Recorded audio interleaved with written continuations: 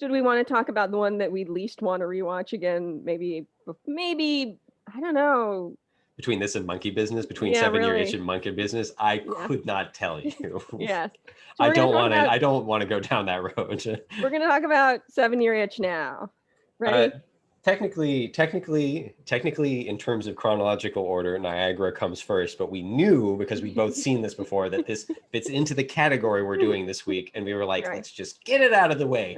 And Yeah, I 'cause watched it in one sitting, and you couldn't even do that. Right, because we have both seen it before and we both knew we didn't like it, but we knew we kind of needed to talk about it. Yeah. It's the one, so spoilers for this and every movie we mention, Marilyn Monroe movies. Yeah.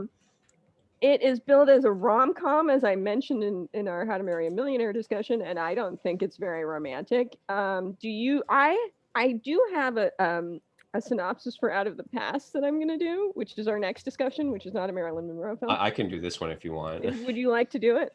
Sure. So, a mentally disturbed man who works, I guess, as somebody who publishes books. He's like an editor or something. We're in Sends New his York, wife and so everybody's a writer. everybody's a writer in New York. I mean, it fits into, hey, maybe that It makes it does a fit into the rom-com. rom-com world that way. Yeah. Anyways, he sends his wife and kids away for the summer, which is apparently a thing that happened because it's so hot, and maybe that still happens. I don't know, whatever. That's the whole shtick in the movie. And meanwhile, upstairs, the neighbors have also gone away for the summer, but all of them have. So somebody's watching the apartment, Marilyn Monroe, who is a poor, innocent woman who is captured by this mentally deranged man as they interact with each other and have some vague flirtations, and he tries to make up his mind about who he is as a person. And that was the best I could do with that because it is nonsense. Yeah, so it's directed by Billy Wilder, and Billy, even our father was like, that's a good movie. And you know what? I'm going to talk with our dad about how that's wrong. It's not a bad movie. It's well made. The 7 Year It's Itch we're talking about. Script. Yeah, it's not a bad movie. But like the first 5 minutes involve white people playing Indians, depicting how the Indians also used to send their wives away. Native American / Native indigenous. American, sorry. I mean, it's Indians as far as this movie is concerned. But right. Yes, I think we're supposed to call it indigenous people now. I'm a little lost on my terms. But as far as the 50s were concerned, those were Indians. And yes, totally. It's uncomfortable to watch. And then you immediately cut to the family being sent off. And like black people are clearly in the service industry here, like, and just with white, and that is like keying you up for what's to come. And so I talked in Gentlemen Prefer Blondes about the 50s were terrible, McCarthyism, Red Scare crap, and got, like conformity, so on. I hate the 50s and I have a shallow understanding. But I like it when the movies got weird because of it, because they were trying to explore the kind of way society was moving away from that, but they were trying to do it while still being 50s. This then is I liked it in Gentlemen for Blondes. This is the other end of the equation where we are watching a 50s man be a 50s man in that he is having paranoid delusions about his marriage and the woman upstairs. And he probably thinks there are communists around every corner and that we should all be good Christian. And we're stuck with him for an hour and a half. It was an hour and 44 minutes or something like that. Yeah, it's so long.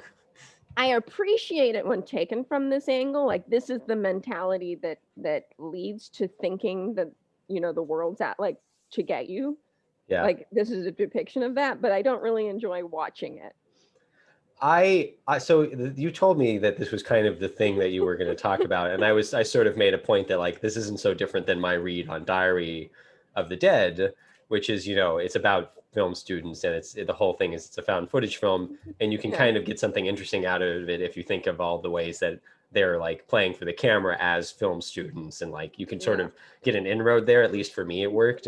Yeah. And when you talk about it like this, I kind of understand the 7 Year Itch a little bit better. Yeah. But at the same time, I'm thinking like, we shouldn't try to make sense of it. We should just we should just let it die a death and never speak of it again. Like this should go into, we're talking about like what movies, like you can watch Gone with the Wind and sort of appreciate it, but you have to understand where it sits in history, right? And like why we shouldn't necessarily put it on a pedestal and why it might be problematic that there's an award that's given out with the image of H.P. Lovecraft. Like there's some Right. problematic stuff there. And it's like, the 7-year itch doesn't fit into any of that, but I want to throw it into that pile like as far as it will go, because I just Well, the want to. problem is to me that the paranoid man of the 50s isn't funny because he did a lot of bad things. I mean, and so really, watching this is him as a I'm coming up with this as we're talking about it, but it's problematic for that reason, really. If you like, think about it, like it is kind of about that, and it's like this is. I mean, and there is something to I was even rewatching a little bit of the YouTuber Lindsay Ellis's thing about Mel Brooks's the producers, where he Right. makes fun of the pageantry of the Nazis. There is something to taking the air out of something by making fun of it. But that's not really what's happening here, because he's not being. Again, he's a boring 50s guy up against Marilyn Monroe, and I want to see her against somebody who's interesting. Yeah. And the movie ultimately doesn't really take the air out. Like he knows that he's being ridiculous at a certain point, but he's fine. Like Yeah, I don't. he doesn't have quite the self-realization that you'd want somebody to have in that kind of movie. Yeah. And maybe this is funny to some people. I'm definitely not a judge of what is funny and what isn't. People tell me things are jokes, and I'm like, oh, I get what you're saying now, and I didn't understand before. And you laughed really hard at that Jackie Chan film for some I reason. did laugh really hard, but I love Jackie Chan. What can I say? Yeah. And like watching this, it's like, I guess it's supposed to be funny. Like this, like I like the idea. So Billy Wilder has made, or I mean, it wasn't him alone, but like he directed one of my favorite movies. Do you need to go save a cat or something? No, I'm fine right now. But it's like Billy Wilder is the director of Sunset Boulevard, which is one of my all-time favorite movies. I love that movie. It is clever and it does lots of really interesting things. And Billy Wilder has made other good movies. Didn't he also do Some Like It Hot? Yeah, but I think, and we'll in the talk future. about that a little bit here, and definitely when we get to Some Like It Hot. Yeah, and like he's a I think great he director. didn't know what to do with Marilyn Monroe is part of a problem that I don't remember here, Some Like It Hot very well, so and in Some Like It Hot, but but like he's a good director, right? And he's a good writer, and this is like, I can see what he was trying to do. There is the premise. I get what the premise is, and I get how the premise could work, and all these silly moments where he's daydreaming and like what he thinks of himself, and it just is like it's almost like there's two sides of the coin, and one side is that Burns side from, if you've seen The Dark Knight, with the coin. Like one side is the Burns side and one side is the non-Burns side. Right. And this is the Burns side of whatever that good idea was. Well, and here's something that you haven't mentioned, in that this movie has one of your biggest pet peeves in it, and I'm surprised you haven't brought it up. And I have now learned what one of my pet peeves is, thanks to this movie 9 to 5 and a Korean drama that I watch. But let's talk about your pet peeve first. This is like all in one house. It's all in one apartment. It's and you annoying. almost never like that. I mean, you there are times where the movie transcends that. Don't bother to knock. Yeah, which we talked about. But in this case, I'm surprised week. that you haven't complained about how this is all in one. The thing is that it's they it's go well outside shot once or twice, but it's basically all in one apartment. Billy Wilder, it's well shot considering it's all in one apartment. Yeah. And Billy Wilder it's good, it's fun color, because I guess this is Technicolor or whatever. And like he knows how to frame things and make things work in terms of visual storytelling. So usually my problem with the one room movie is like, you have to be really good with your cinematography if you're going to do a one room movie, because otherwise it gets real stale real quick. Yeah. And here, Billy Wilder knows how to shoot things. Yeah. And also his DP, who I'm curious who is now that we're talking about it, Milton Krasner. I don't know him at all, but they knew how to shoot this. I slept with him once. He was great. Excellent. However, even with that, you're right. It's a one apartment movie, and man, they try to do stuff interesting, like with introducing. Oh my God, Luna's taking her headset off. Yes. They try to do something interesting with. They try to do something interesting with the staircase that's in that apartment, and it's a clever idea, and I just wish it was in a better movie. Yes.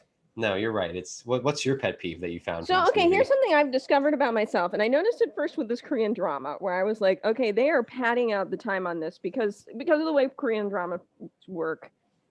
They were padding out the end of this the series by having one of the characters kind of fantasize about her future. And I was like, this is when you're at the bottom of the barrel, when you're like, I need more minutes in this. So I'm going to have a 10-minute fantasy section where she imagines her future. And this Right. isn't interesting. Then we watched 9 to 5. And that's a legitimately good movie. And those fantasy sections were like well done. And I was still like, I don't like seeing people's fantasies. Like, I don't like Interesting. dream sequences, creepy, weird dream sequences, times where you don't know if they're losing, touch with reality or not, so on. Yeah. Love those. Love those. People fantasizing, I don't want to see, as it turns out. And this movie is like so full of this man's ridiculous sexist fantasies. And I just like, I don't want to watch this in a good movie, as it turns out. I don't want to watch it in 9 to 5. And even in 9 to 5, it tied into what eventually, like, it tied into the story. Yeah. And in 7 Year Itch, it does too, to a degree. But I don't want to see anyone's fantasies on screen, as it turns out. Interesting. Yeah, I get that. That makes sense. I understand. So it made it really boring. So let's talk about Marilyn for our last thing we talk about with this movie. Yes. Okay, so she has nothing to do in this film except be the object of a man's desire. Yeah. So like in Monkey Business, weirdly, she almost has like more to do in Monkey Business, which is saying something. She's disappointed in Monkey Business because it turns out that Cary Grant's married and she didn't know that. In this, she's like, there's kind of a sweet moment. Like, she still comes off as sweet. I mean, it's again a testament to her acting that the character like seems to have a little something more going on, because in this movie she is the woman who talks about her undies being in the freezer, and like that's it. Like, gosh, there's like she is a little sweet, and she's there's nothing in the writing. We really don't know what she thinks of him. We know that she's an actress that gets her like there's she has a few bits. Yeah, she gets a couple bits in there where she gets to be funny. Like there's the mid section of this movie, there's like a scene or two that don't make me cringe and want to like, die. And like those are and I think she's in those scenes, and the Dazzle Dent thing is kind of cute. Yeah, because she sells she's a model for toothpaste, and she gets her toes stuck in the faucet. Right. And like that scene with the plumber and like how he's imagining it, like that's kind of a cute moment, but like, yeah, it's like, what do we know about her character other than that she's just kind of a dumb blonde? Well, and you think about I think about how Kubrick gets like a criticism of Kubrick is that he seems to view actors as just kind of another prop for his movie. Yeah. And Billy Wilder, I don't think that about him, but that seems to be how he views Marilyn Monroe, and I think we see that again in Some Like It Hot. Which my viewing of that is colored definitely by Karina Longworth's You Must Remember This commentary on it. I don't think I've gotten. I think that's in the third section. But we'll get to that movie. We'll get to that. Yeah, it's just she's. I want to give her credit for any humanity that character has. No, I agree. There. Yeah, yeah. She's kind of, the thing is, I don't think this about her. She's a dumb blonde. She's got no. She has, in Gentlemen Prefer Blondes, she was actually kind of smart. Yeah. And How to Marry a Millionaire, she was actually had this whole thing about her glasses, and like she seemed to have a thought process. And this, it's like it's like she's. So I'm reading something here. I read a little bit on the Wikipedia, and it says Wilder apparently called the movie a nothing picture because the picture should be done today without censorship, which is, he's saying this in the 70s. Mm-hmm. Unless the husband left alone in New York while the wife and kid are away for the summer has an affair with that girl, there's nothing. Yeah. And so I think that probably would have made it more interesting. Yeah. I'm not a fan of, cheating on your spouse or anything, but as a subject of a movie, I could see it working. Yeah. And like thinking about it now, I do think Billy Wilder in this movie doesn't really know what to do with her. And I think it's because he's trying to make it work in the censorship, and like trying to make her, she's just this kind of pretty girl that's sort of interested in just kind of having sex maybe. And like, maybe she just digs it and she doesn't mind, she thinks the guy downstairs is kind of cute and silly and isn't really, necessarily focused on looks or something. But like, I'm adding things to the character that aren't really there. Like, you don't really get enough of the character to see that. And so she really is just a piece of paper for, it's Tom Ewell to, It's that scene with the dress coming up. Like, that is the substance of this film. Like, that is right. Like that. So. This film is famous mostly for that photo shoot of her doing that, and that scene's, I like the imagery in that scene, and I think it's kind of a sexy thing, and I like it. But gosh, that's just kind of all the that's just what the movie boils down to. Yeah. I don't know. It's a bummer because like it seemed, and I don't think this about Marilyn Monroe myself, but she seemed to have been too pretty for people to ever think of her as anything except like a pair of tits. Right. And it's like Right. Yeah. I mean, I appreciate the human form, but like this to me is Yeah. like even more than Monkey Business, which is just kind of a bad movie. Like this is a movie where she's supposed to be one of the leads, and I just hate when there's an Yeah. assassination of an actor like that. Like that's what it feels Yeah. like. They assassinated her ability to act in this movie, and it's like, God, that's just frustrating. This movie frustrates Yeah. me. Like Yeah. it almost makes me angry. Yeah. Totally. Yeah. I think we're done talking about it, though. Yeah, that's. I mean, this is really this. I can't recommend this to anyone. This is if you're I interested in mean, I feel Marilyn. like you have to watch it if you like Marilyn Monroe, but I don't actually like it at all. So No, yeah, no.